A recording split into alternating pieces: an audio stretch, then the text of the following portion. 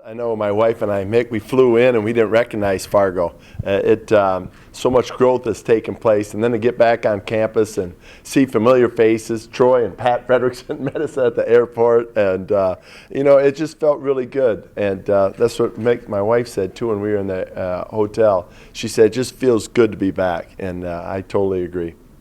How special has it been to watch this from afar with this program you've been able to do? I guess it probably doesn't surprise you, but maybe what is the most surprising part of what they've been able to do? Well, just the continued success. It's so hard, first of all, to get up to the top at the top level as football has done, and then to maintain it year after year.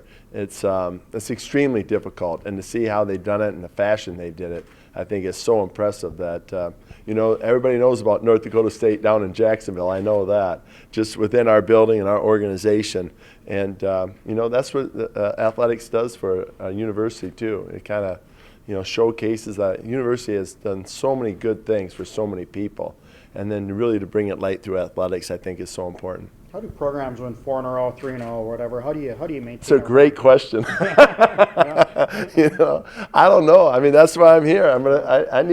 This is a two-way street now.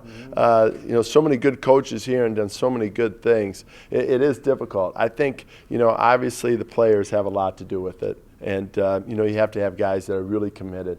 And we always say if you have trust and cooperation, you have a chance to get better.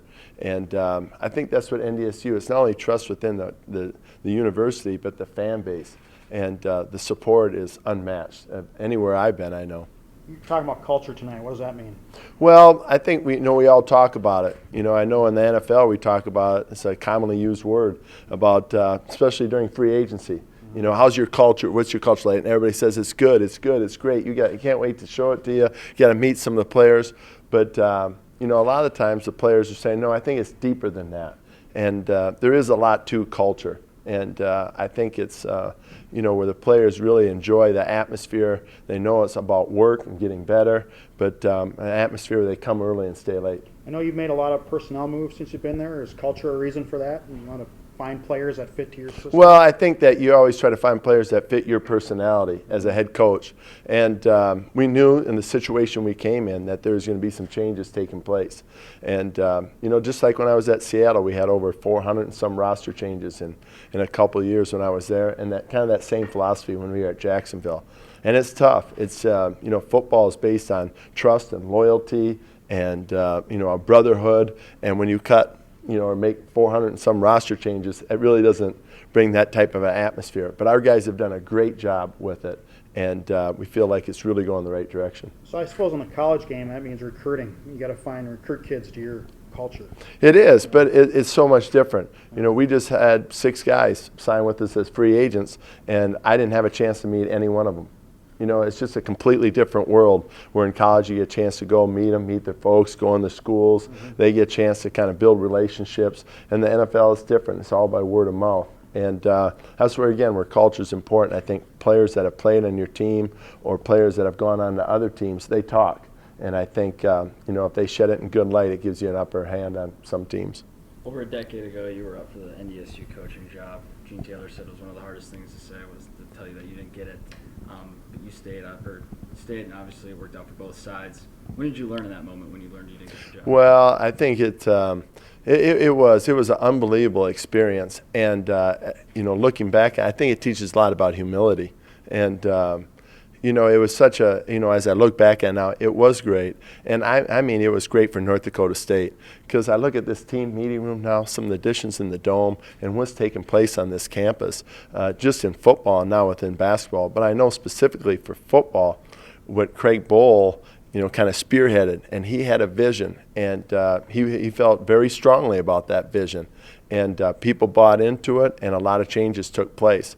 And I think that was one of the great hires, I think, that North Dakota State made, because I don't know if those changes would have been made as fast without Craig Bohl. Why'd you stay? Well, it was a difficult decision just because, a lot of the staff mates didn't stay, and weren't hired on. But I really believed in his vision, and I believed I think same type of mindset. And I think that probably the toughest thing was the players. It's hard to leave the players. You build relationships with them. And that's what was probably the most difficult thing in the NFL was it's a different mentality. And I struggled with that right away. And you still do, but you find other ways to build those relationships. Can you talk about the familiarity among your staff now, guys like Bob and Scotty H, and why those decisions bring those guys there? Well, I think there is. I think you want to, it's a race to maturity in the NFL. You're trying to get guys that are rookies or first-year players to play like they're six-year veterans.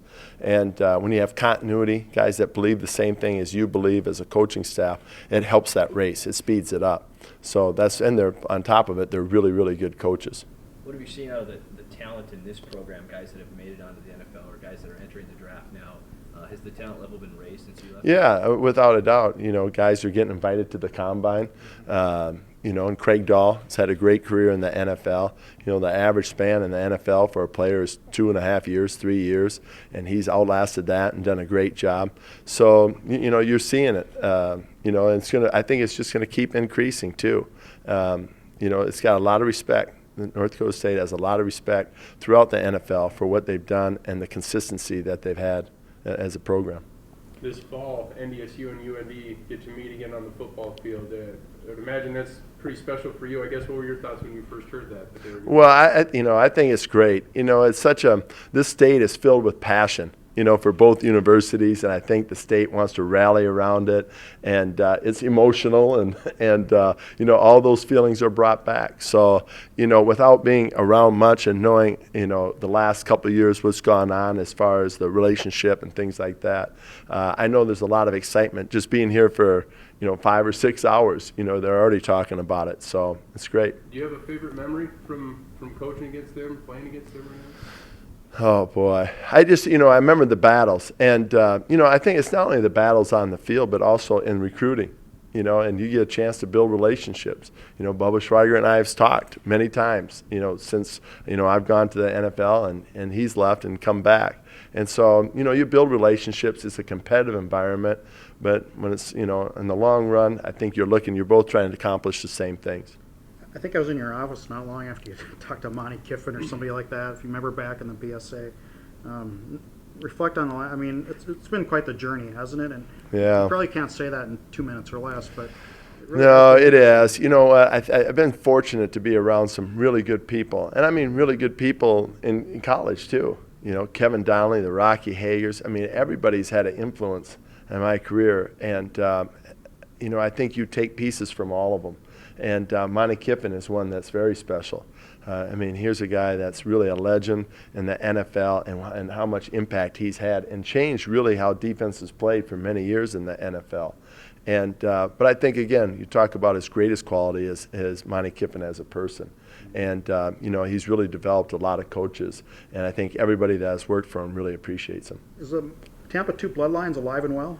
Yeah. Well, I think, you see Tampa 2 out there, and you see teams playing it.